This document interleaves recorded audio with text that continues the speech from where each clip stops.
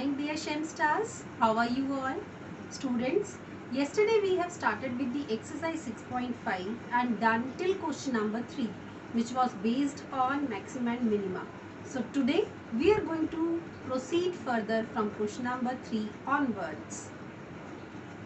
Next question number 4 of your exercise 6.5 is prove that the following functions do not have maxima or minima.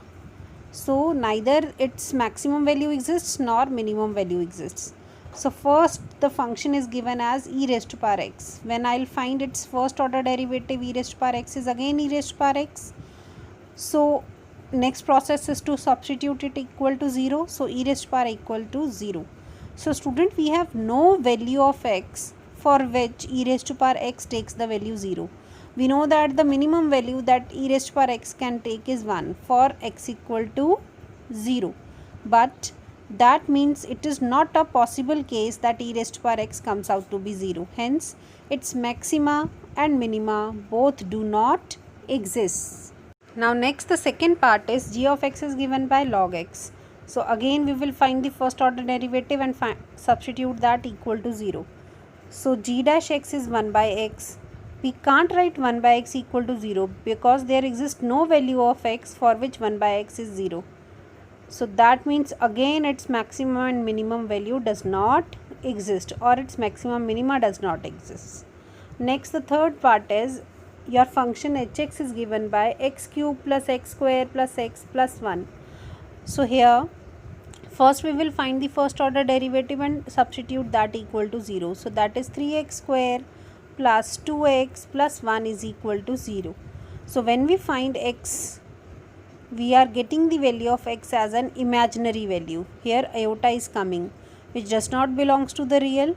So that means there exists no real value of x for which the maxima and minima will exist. Next, the question number 5 is find the absolute maximum value and the absolute minimum value of the following functions in their given interval. Student, absolute stands for as much as its graph leads to whatever the maximum peak it attains, that is the absolute maximum, and whatever the minimum is obtained in its graph, that is the minimum value.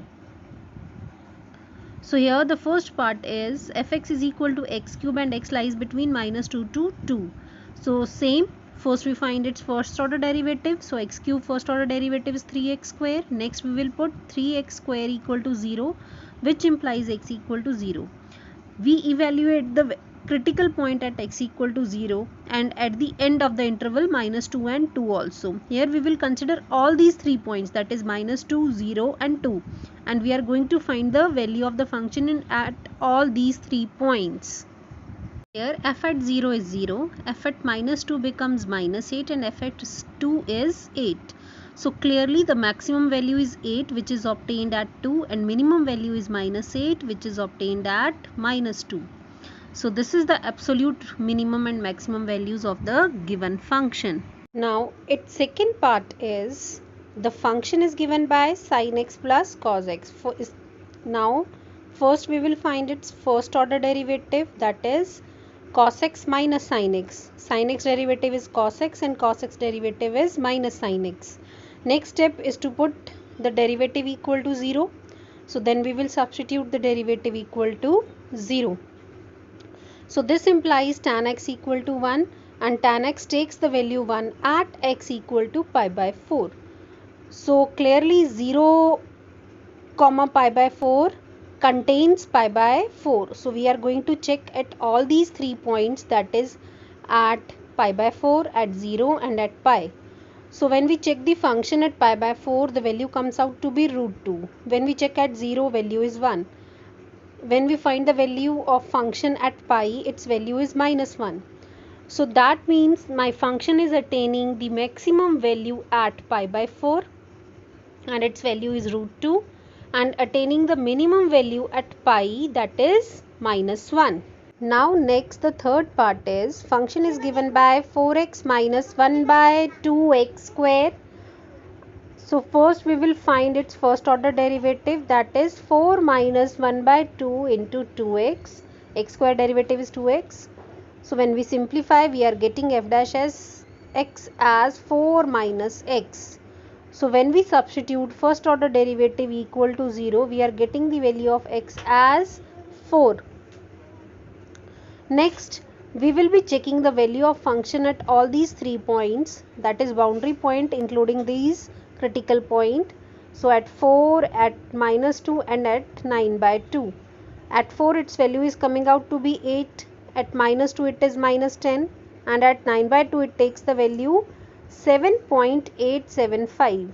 So clearly you can see, students, at 4 we are getting the maximum value, and at minus 2 we are getting the minimum value. So that means our function is attaining maximum value 8 at x equal to 4 and the minimum value at 9 by 2. Students, now the last part of question number 5 is the function is given by x minus 1 whole square plus 3. So its first order derivative comes out to be twice of x minus 1, 3 derivative is 0. So next we will put the first order derivative equal to 0. So this implies x is equal to 1. So we are having the points to check are minus 3 and 1. So when we check it at 1, that is f value at 1 is 3 and f's value at minus 3 is 19. So clearly we are getting the maximum value at minus 3 and minimum value at 1, and maximum value is 19 and minimum value is 3. Next, the question number 6 I am giving as a homework to you all. Do try this question, students. That's all for today, students. Do revise what we have done in the class today. Do your homework also. And you have any query regarding the topic, please feel free to ask on the Google Classroom. Thank you. Take care and have a great day ahead.